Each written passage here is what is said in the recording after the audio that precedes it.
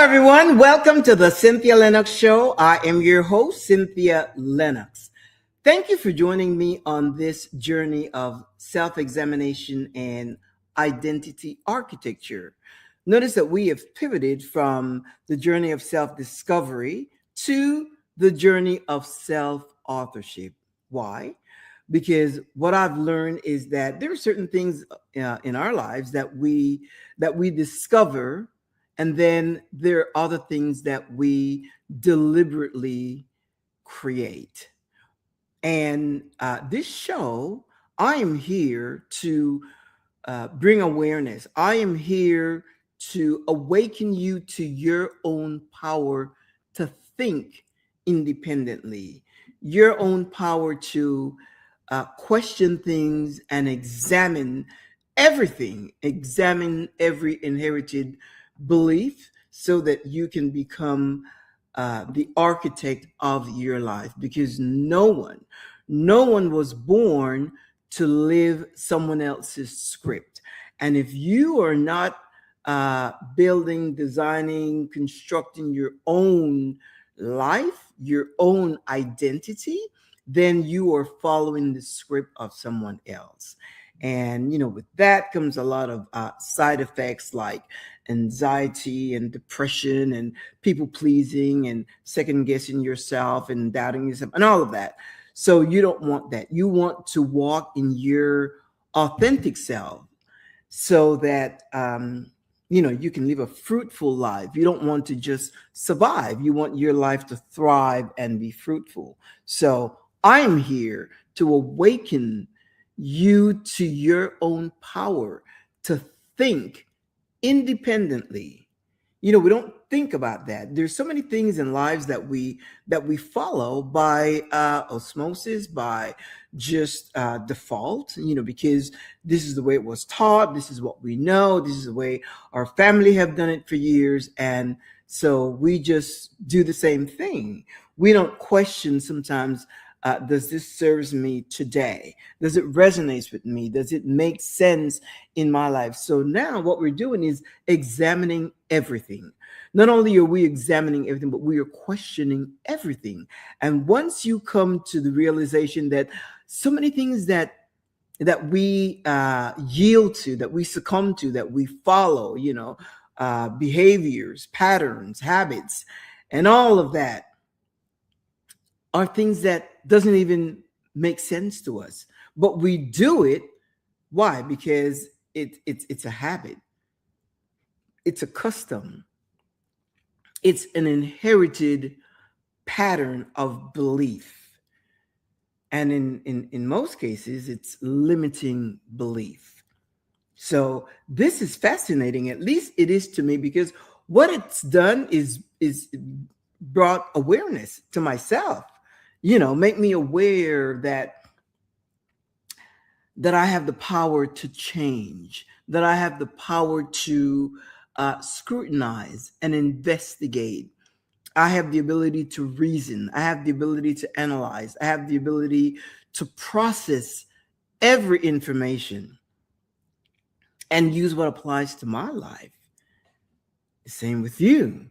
But we don't think about it that way. And, when you are living by someone else's script, what happens is that there's so many side effects. Because why? Because it's not yours. Anxiety, depression, second guessing yourself, people pleasing, fearing rejection, afraid to say no because, you want to fit in, you want to belong, and so forth. So it's important, when I talk about identity architecture, everyone really should pay attention to that. And it all depends on the life you want to live. Some people are okay just surviving, but if you're like me, and those of you that follow my show, we believe in a life of thriving, flourishing, not just living, not just existing. There are different types of people. There are those that would just go through life, just comme ci, comme ça, que sera, sera, and they just adapt to their environment, to the people around them, to their ambiance, they just adapt, not even giving any thought to themselves. Then there are people like me that I want avant-garde, I want original, I want what is mine. Why? Because I know that I have the ability and the capacity to create the life that I want. Now, you have to first determine what kind of life do you want to live. If you want to if you life doesn't mean anything to you, just existing, then this probably won't help you. But for those of you that want to thrive and flourish and become your authentic self, then this show will help you. Now, today I want to talk about self abandonment, which is self betrayal. It's not that you leave yourself, it's just that you have created such a distance between who you are and who you uh, and the way you want to live. When we think of self abandonment and we think of betrayal, and what that is, when we think of betrayal, we think of betrayal like, by a friend, by your parents, by a spouse, by a company, by your church. Betrayal can happen in different facets of life and relationships and so forth. Um, but the betrayal that we very seldom talk about is the betrayal of self. And we don't think a lot about that simply because, um, we simply don't think about abandoning that's a thing, that when you abandon yourself, that's a thing. But it is a thing because when you abandon yourself, guess what? When you abandon yourself, then there's no one else that you can trust because you have abandoned the very person that you need to protect. Every time you uh, every time you yield, every time you live something outside of your truth, you are chipping away of your own dignity. Every time you say yes, and this is we do this every day without realizing. We're like, okay, that's fine, let's just do it right there. Because if you're not convinced about something, then you have abandoned yourself. Why? So that you can be accepted, or so that you can fit in, or so that you are not rejected. When you say things like, uh, that's fine, let's just go ahead and do that. Or when you say, well, I'm not sure, but if that's what you want, then go ahead and do it. Again, you're abandoning yourself. It is self abandonment. And what happened is that you are ignoring your own worth. You're chipping away at your uh, dignity, the value of you, your truth. And the whole idea in this growth process, in this growth of examining everything, is so that you can come to a place where you are honest with yourself. Sue shared this week, and it was so. When I heard it, I was kind of saddened by it because she said that on June 9th, her husband passed away on their 25th anniversary. And Sarah, she said that, of course, she's still grieving. This is just a month ago. And she said that, of course, she misses him so much. She says, I don't know what to do. And then she said, I don't know who I am. But Sarah was so sincere about that. Sarah said that she lived her whole life, her whole identity was uh, based on who her husband was.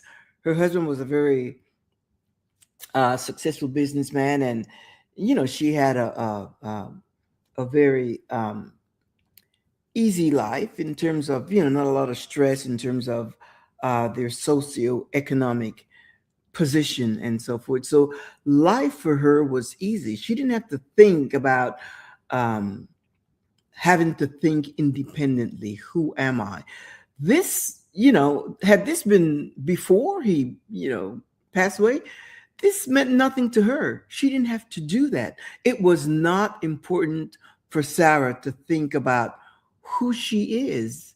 And now that that person has been removed from her life, she said, I don't know who I am. And that's not just Sarah. There are so many people that have shared about the relationship they have with their children. They find their identity with their children. I know people that all they talk about is the grandchildren. If you were to take away the grandchildren, or as the grandchildren grow up and they want to be independent and live on their own and not really pay a lot of attention to the grandma or grandpa, not because they don't love them, but just because as kids grow and they become independent, they have a life of their own, and things have changed. Things have changed in this generation with the Gen Z, the Gen Y, and even the millennial.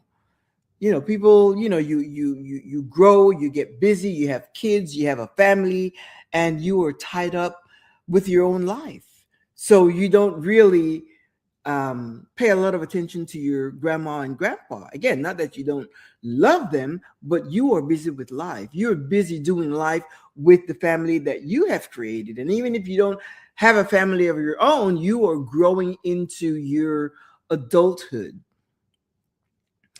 So we really should not uh, create an identity. I know people that all they talk about is the grandkids, the grandkids, the grandkids, and you know nothing about them. And that's why some of you have shared, people have shared, and this is both genders, male and female, that they don't feel seen, they don't feel heard, they don't feel chosen, they don't feel understood. Why?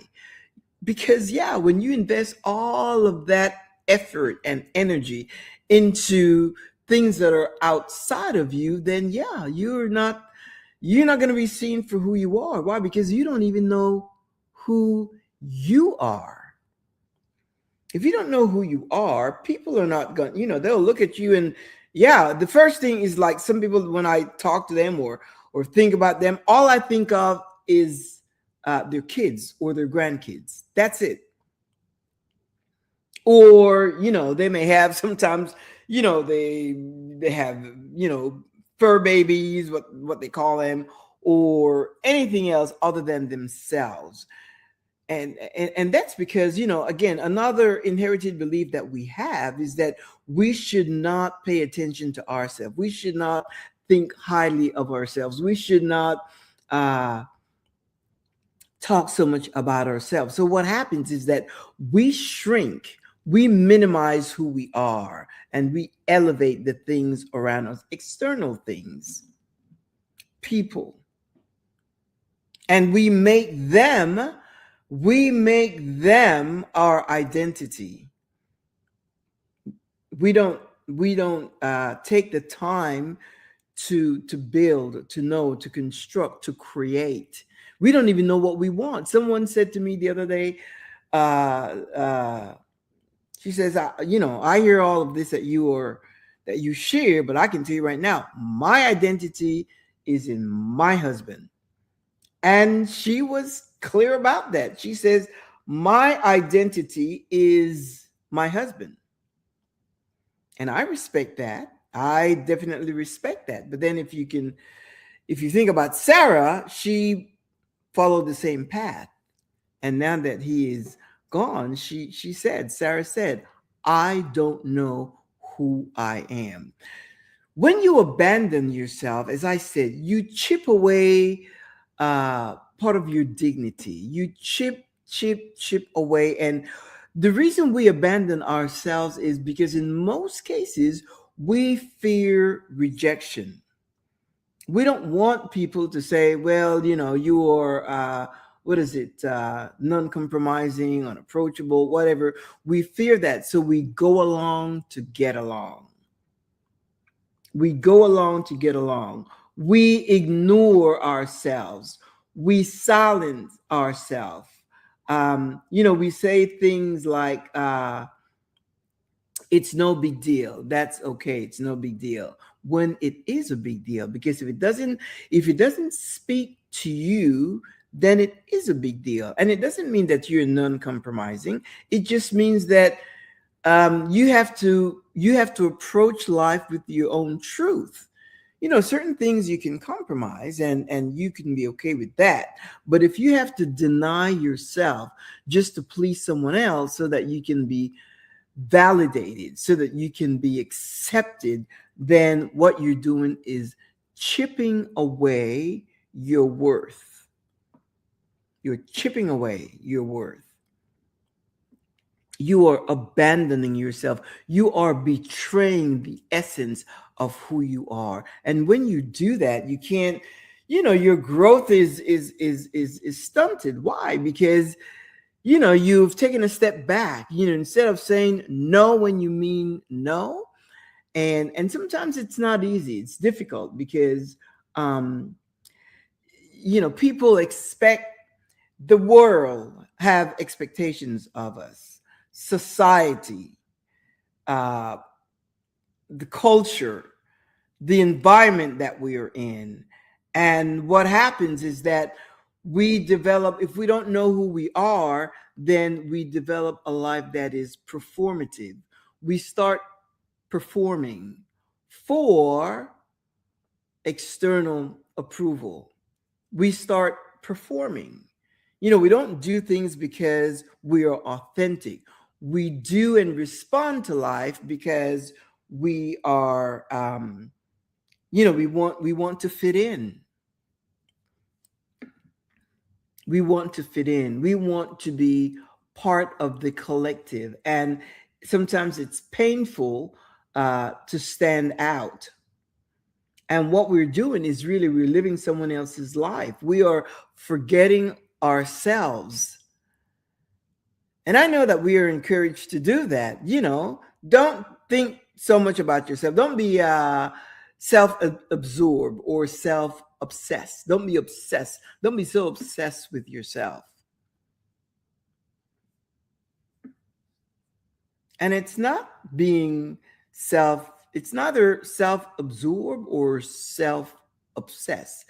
It is simply recognizing, acknowledging, and admitting to the person that you are, stepping into that place of self-authorship, creating an identity that's yours, getting away from the script that someone else wrote, examining everything, questioning everything, unboxing everything, unpacking everything, unwrapping everything. My husband tells me, sometimes we're talking and he would say something and I would immediately follow up with a question. And he would say, that's all I know. I don't have any details. That is all I know. And I like that about myself. He's got that clear that when he is sharing information with me, it's not something that I'm just going to take for granted. I'm going to have questions. Now, I don't get dogmatic about it, but when you share something and somebody said, well, I don't really know that. I don't really know. I don't really know the details. That's okay. If it's important enough for me to know the details, then I go investigate. Why? Because it's important to me. How does it affect my life? How is it going to affect me? Like, there's so many changes with things that are coming down with political things, and you should walk with your passport because this, because that. And if he tells me something, oh, you know what, I heard this and that and whatever, and I says, oh, really? I wonder if a copy of the passport is good enough, or, I have it registered in my phone, or do I need, my original passport, whatever, and then he would say, well, I don't really know the details. Then I would go check it out. Why? Because I want to know how it affects me. And that's just a minute example. But there are other things. There are just a whole lot of things in life. Uh, you know, uh, Rules, laws, and social constructs, and belief system, and uh, just traditional norms, the way we do things, the way we think, the way we process things, the way we don't even analyze anything. We just take it for granted and we just do it. We just follow the collective, not knowing that you can make a deliberate decision to become the architect of your life, the architect of your identity. You are creating. You can create. And I'm telling you, the more you walk in that direction, what will happen is that this whole thing of self-abandonment and self-betrayal, that'll be out the window. Why? Because every time something comes up, you will be so mindful. Does this suit me? Is it going to work for me?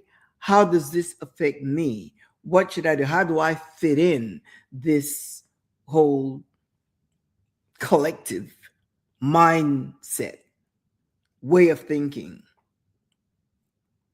And once you start thinking independently, that's the whole thing, my friend.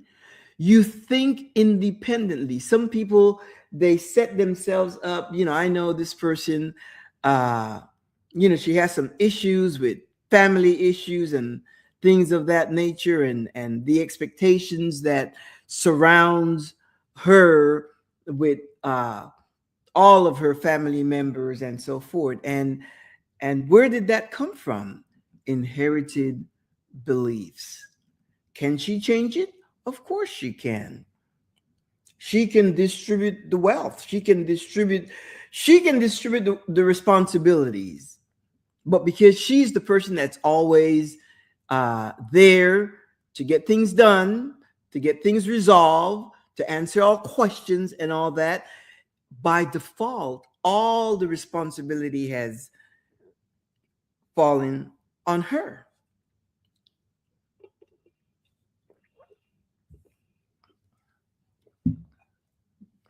And it doesn't have to be that way.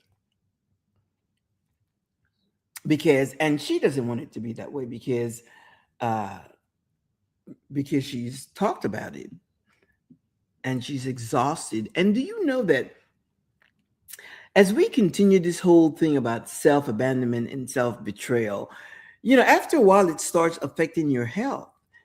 Look, severe, what do you call it? Insomnia. Some people, it affects their thought process. They get brain fog. Some people have chronic fatigue. It creates, self abandonment is not a medical diagnosis, but it has symptoms because of the stress that it creates. It Some people have symptoms with their digestive tract. Why? Because they don't have peace. Everything is like, is the demand and their mind, and to resolve, to do, to think, to and all of that. When you step back, pause, and start thinking about yourself, all the areas of your life that you have yielded, that you have submitted to someone else's script, and then you realize, wait a minute, none of it is mine. When I started this journey, and when and I started chipping away a lot of things, I discovered some things about myself that Yeah, that I didn't like. When I say things that I didn't like, I mean I discovered things about myself that I was aghast. I was like, wait a minute, why did you do this? And as I was talking to my coach, I said, I shared that, in corporate America, I was in the on the leadership team, and I had to make decisions like that, and I had to think on my feet. I had to do this, do that. It was a high, stressful environment. I liked it because, I learned to function in a high stress environment. But then some of those leadership qualities I brought into my personal life, and I just kept it going. And when I left corporate America, I needed to kind of simmer down. As a matter of fact, even while I was in corporate America, I could have pivot. When I'm at work, I'm a certain way. When I in my personal life, then I'm a certain way. But no, that that high stress volume became my personality, and consequently part of my identity. And I had to get rid of that. I'm like, wait a minute, I am not everybody's problem solver. No, I can pause and I can think about me. And I guess that's what kind of prompted this whole thing about self-discovery. And now, of course, everything is self-examination and identity architecture. Why? Because I am building, I am creating, I am designing, I am constructing to become the person that I want to be and to build the life that I desire. To me, I find it fascinating. Why? It's working for me. Because one of the things that, when I think about it, one of the things that I don't want in my life is to uh, grow or to become aware that something that I'm doing, it's because of the script of someone else. When we think of like that's why, when I talk about partnering with someone, whether it's in marriage or just a relationship where you partner together and you share the same space, there's so many expectations that so many things that are expected from a woman. She must do this. It's like gender assignment, and I reject that fervently. I totally reject that. That's why, my husband and I, when we got married, we did not go through the for better for worse, the marital vows, for better for worse, for richer for poor, in sickness and in health. We didn't go through that because I don't, that just doesn't apply to us. First of all, marriage is a social construct. We know that it's not a religious construct. It is a social construct. And if you have any questions about that, check with Jacob. Jacob with Rachel and Leah. He wanted Rachel, and then the father said, "Well, you have to marry Leah." And I think he married Leah and worked 7 years for Rachel. And well, he didn't marry; he just got together with them. There was no ceremony. Abraham and Sarah, and then he got Hagar. There's a bunch of mess. But the point is, and we're not talking about that, but the point is, we didn't do this vows, religious vows, and until this day, we don't believe in gender assignments. Why? Because I have certain strengths. My husband has certain strengths, and what is important for us is to maximize on the strength of each other. He is great at finances. He is great at keeping things on track, on time, on schedule, uh, everything having to do with that. He arrived that way. He's done it in his personal life, and by osmosis, it just fell that way or just happened that way once we partnered, once we got married. I am good at, like if you were to say, who's the calmest, who stays calm, he would say it's me, because I pause and I calm and I think. And now that I'm so mindful of this whole um, journey of self examination, yeah, I am pausing more to see how it affects me, how it affects our relationship. But I am focusing a lot on me, because this journey is an individual journey. This is not like let's go walking together. This is not like something you can do with a friend. No, this is a journey. This is your journey. You uh, becoming aware of your power to think independently and to deliberately become the architect of your life, the architect of your identity. That's not something you can say, what do you think about this? You don't want to ask any questions of anyone or what. No, no, no. People, when you change, when you decide what works for you, as I always say, I'm not here to tell you what to do. I'm not here to tell you what to think, and I'm not here to tell you what to believe. You will discover that. Why? Because of your own power to think independently. Isn't that amazing? I mean, you need to pat yourself on the back and feel good about yourself to know that you, and that's something that no one can take away from you. You have the ability to think independently. But see, we aren't taught that way. We are taught to not trust ourselves, not trust your intuition. Uh, the mind is deceitful. We're taught, those are all construct that's been handed down, inherited belief. The mind is deceitful. Why? Question that.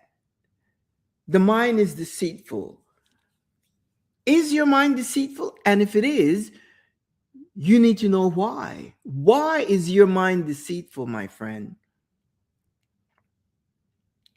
Why is your mind, and where did that come from? Who made that up? Those are the things that you will be examining. Those are the things that you will be questioning, so that you can determine, wait a minute, my thoughts are valid. My thoughts are honorable. My thoughts do matter. Who who has determined that your thoughts, your mind is deceitful? Who said that you should not trust yourself? And why? Why should you not? These are questions. Again, we are examining. This is the journey of self examination and identity architecture. Why should you not trust yourself? What is wrong with you that you should not trust yourself? Why is it? Who said that? Who came up with that? Why should you not? Another construct is to lean not onto your own understanding. Listen to me, my friend. You're going to be leaning on someone's understanding. Why should it not be your understanding? You need to know why. What's wrong with you? What is wrong with you? What is wrong with your understanding? What is wrong with your knowledge? Your recognizing truth. What is wrong with you? And see, that's what happens when you follow inherited beliefs. It leads you to question your own authenticity and your capacity to think independently. Why? Because you start diminishing yourself and negating the things that comes to mind. You put yourself on the back burner on purpose, deliberately. You just like, oh no, I can't think of things that way. Why? Again, you were not born to live someone else's script. But if you don't know what your script is, then yeah, you will be living someone else's script. You will be living according to what someone else has conjured up. And if you don't know why, if you don't know why, what, then again, you go through life by default, following the collective. A lot of you, you've shared that you're going through this journey of deconstructing from religious indoctrination. And I did go through that too. I've shared many times that I left religion or religious doctrine many years ago, about 17 years ago. And, I've gone through a lot of questioning as well. And one of the things that I find fascinating, which again, it's too late to try to convince me otherwise, when I like certain passages, and of course I don't, again, my thinking is totally different. But when I remember things that I used to share, to believe, to follow, and observe, and all that, I was like, Cynthia, gosh, dang, I just followed along. I didn't really pause to think. And one story that comes to mind, two stories that comes to mind that I just chuckle when I think of it. And again, this is for me. There's a story in the Bible that talks about Jonah. Jonah was sent to Nineveh, according to the story. And of course, I see these now as simple stories. They're stories that you tell. And Jonah was sent to Nineveh to to talk to the population there so that they can turn around from their ways of being and so forth. And he didn't want to go, so he kind of took a detour. The point is, he was swallowed up, according to this story. He was swallowed up by a whale, and he remained in the whale's stomach for 3 days. I don't know, 3 days, 3 nights, 3 days in the whale's stomach.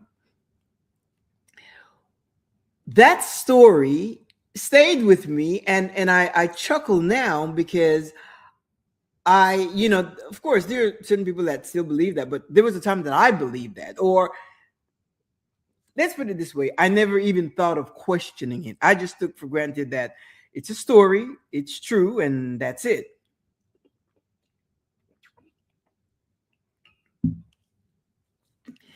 And as I started my own journey of self-discovery, of religious deconstruction, I started reviewing the Bible again and again. I've read the Bible many times in my religious walk. But I start thinking about it, and I start, again, using reason, analyzing, processing information. And I'm thinking, okay, you are swallowed up by a whale,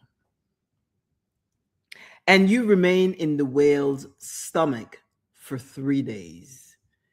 Now, if you analyze something, if you analyze this whole story, now you know that, if you are in, first of all, when you go into somebody's mouth, they're consuming you. The first digestive process is chewing. Now, let's say, for instance, you swallow, like sometimes, we swallow a candy, and so we haven't had a chance to chew it, but digestion still happens. It'll still come out. It doesn't just stay there. If it stays there, then something is not right. And then I start thinking about Jonah. Just think, Jonah is in the belly of the whale for 3 days until he spewed him out. Until he spewed him out. Now, that is a great story, but my mind tells me it's not a true story. It's a great story, but it's not a true story. Because I've processed, I've analyzed, and I know. And if it happened then it should be able to happen again today. But that's not even the point. The point is the whale swallowed Jonah. And he stayed, okay, in the stomach, there is like gastric juices and acidity and a whole bunch of stuff that would kill a human in the belly of a whale. Come on, my friend. Anyway, for me, that became a thing. I was like, okay, I'm gonna, check that off. No bueno, doesn't work for me.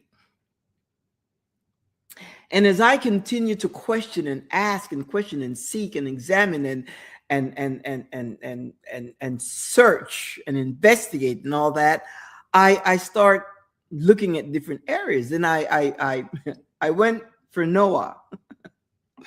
Noah's Ark. Imagine that. I did that. These are things I never even thought about. So I'm thinking of the ark. I'm not sure where he got the tools to build the ark, the nails, the drill.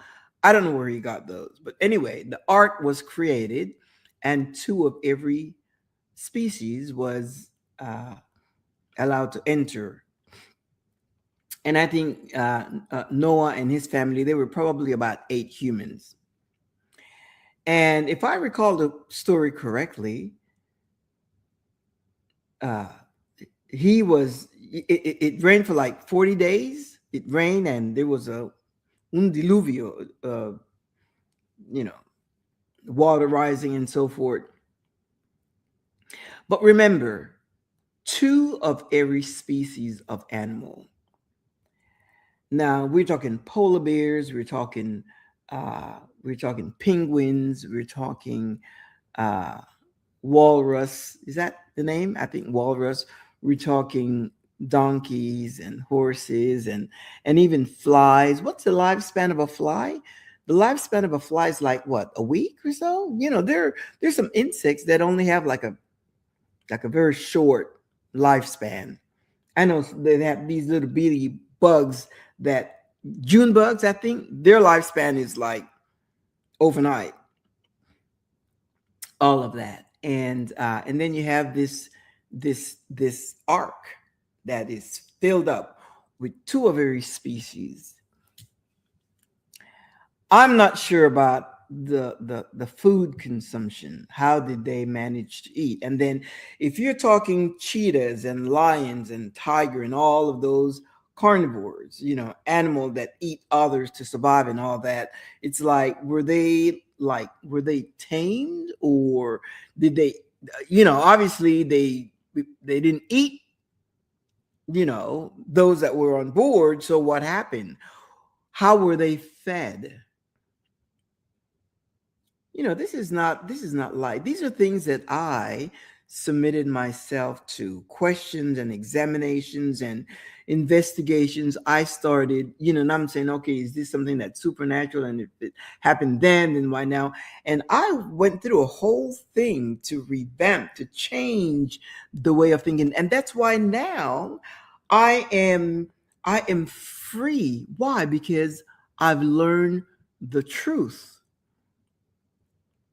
And I don't have to be afraid of anything. Why? Because I have examined, I've done my investigation, and I have come up with, I've analyzed, I've processed the information, and I have come up with the truth that serves me.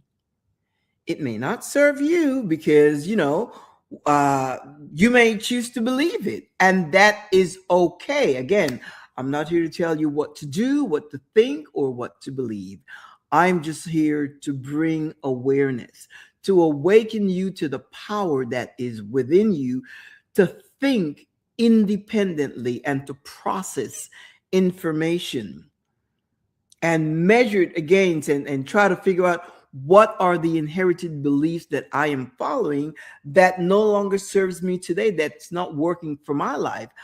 This whole religious deconstruction stuff, I went through that and I start, and I'm thinking, but but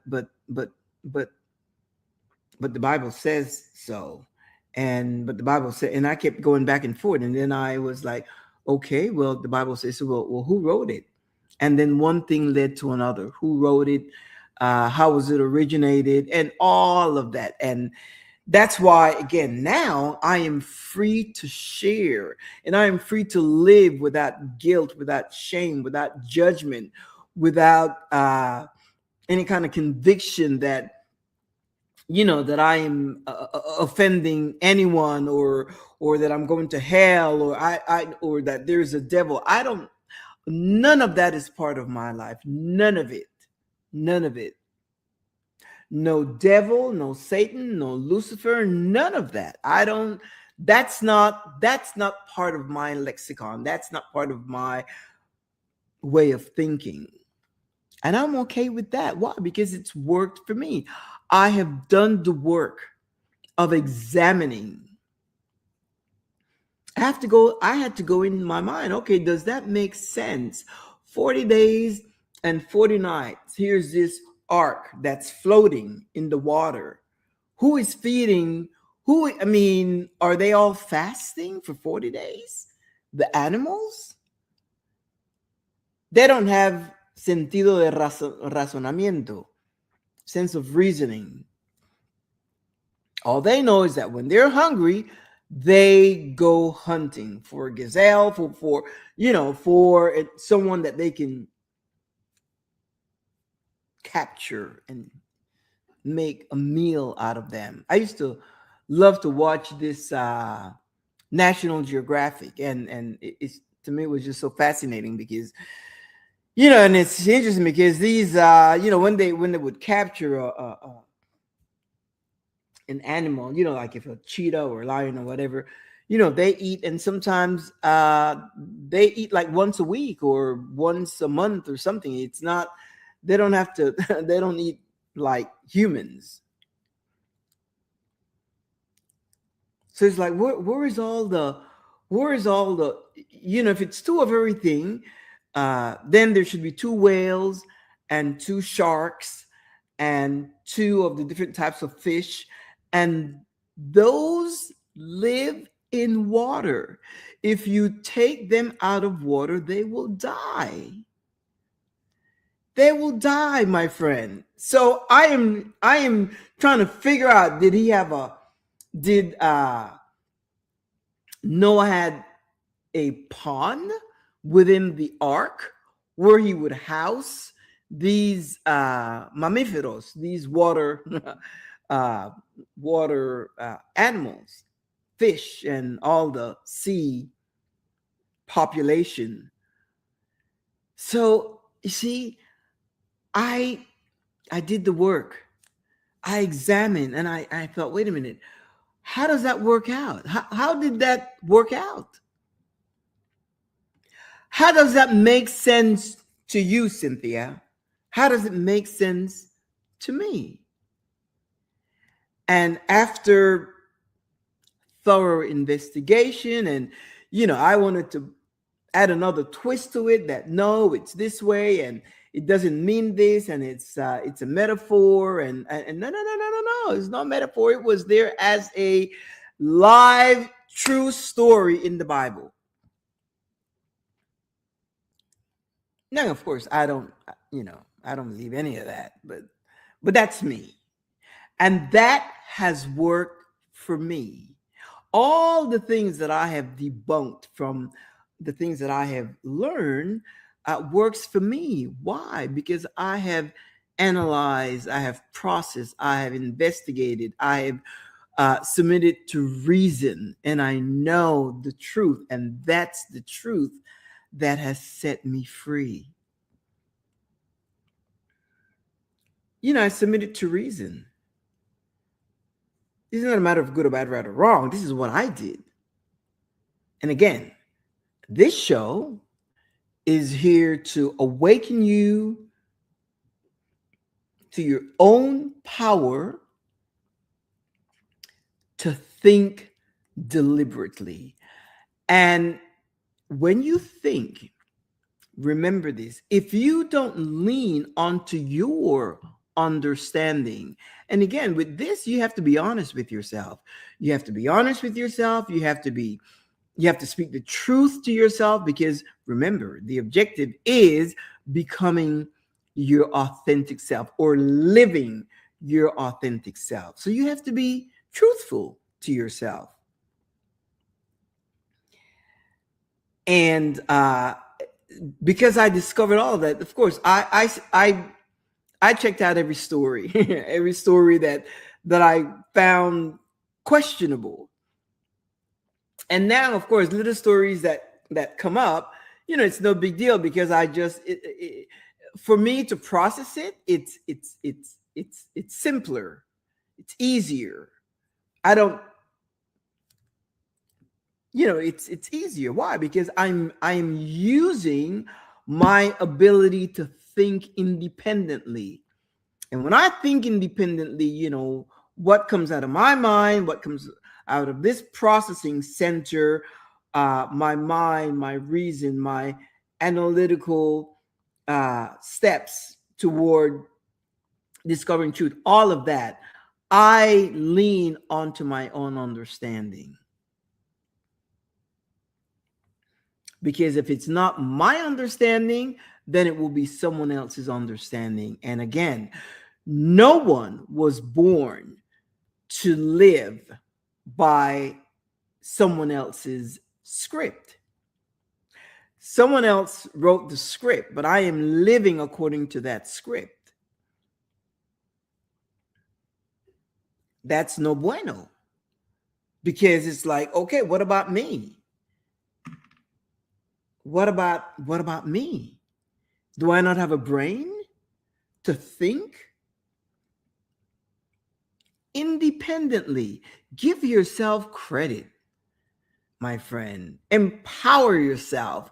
And that's not just this. This is in every area of your life. When you are sometimes, people just talk a lot of stuff and you question it, question everything and submit to them whatever question or things that you might, if it has to do with you, don't waste your time with little trivia thing, stuff that doesn't concern you. You don't have to bother with that. But things that concerns you and your thoughts, your way of being, and things that affect your life and your growth and your evolution, you evolving into your authentic self, then you need to question everything.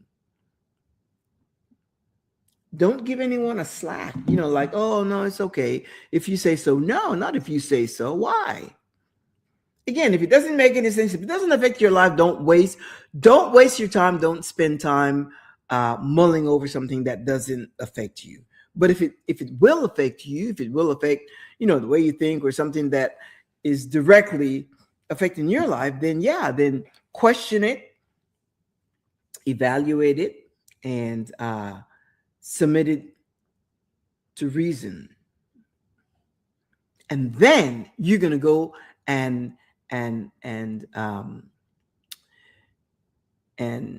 affirm. You're going to go and affirm your way of thinking and know that it's valid, equally valid to someone else's script. What I shared with you, when you go and you do your own investigation, you may not see it that way. You may say, well, well, I believe this way and I believe that way, and that's okay. But when you become honest with yourself, you may have a different take. But the way I broke things down, the way I, break it down, the things, with the story of Jonah and then the story of Noah's Ark, when I kind of process the information, the truth of what I had read, then I know that it doesn't make sense to me. I will not have a brain to think if I had to put it on the shelf. You don't have a brain to think, analyze, process, and question and examine things to then just put it on the shelf. Does that make sense to you, my friend? If it makes sense to you, then again, empower yourself to your own independent thinking so that you can continue your process to become the architect of your identity and the architect of the life that you desire to live. It's all up to you, my friend. It is all up to you. I think it is so fascinating because it's like having a personal computer and know that you can run things on your own. You can run it. You can make it happen. You lead it. You guide it. You program it. You set up the database and you can extract information whenever you can. But then you have to trust your ability to not only what you create, but you trust your ability to process. The processor. When information is being processed, you have to trust the outcome, because if you don't trust the outcome, again, you're going to default back to someone else's script. You will default back to following someone else's script. In the meantime, you have your own computer system, your own database, and your own ability to extrapolate information that will change your life.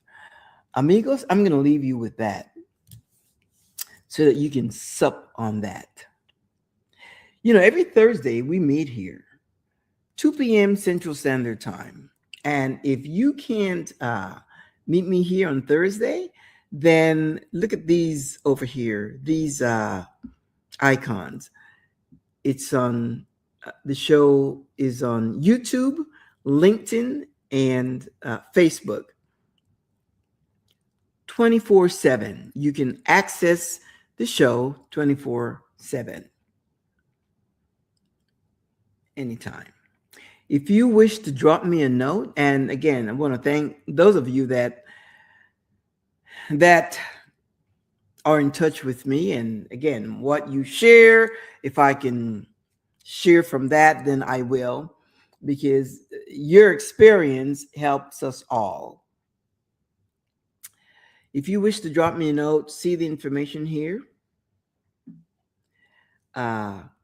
Info at thecynthialinoxshow.com. Drop me a note and I will respond to you. Or if you want me to share something, just say it and I will do some research and make sure that I bring it to you and everyone else. In the meantime, I am going to say ta-ta for now. Have a fantastic weekend. Of course, we still have Friday for those of you that are in the workforce. We still have Friday to enjoy, and then of course we have the weekend. So whatever you do, have fun and just be mindful. The power is yours for independent thinking. Ciao, amigos. I will see you same place.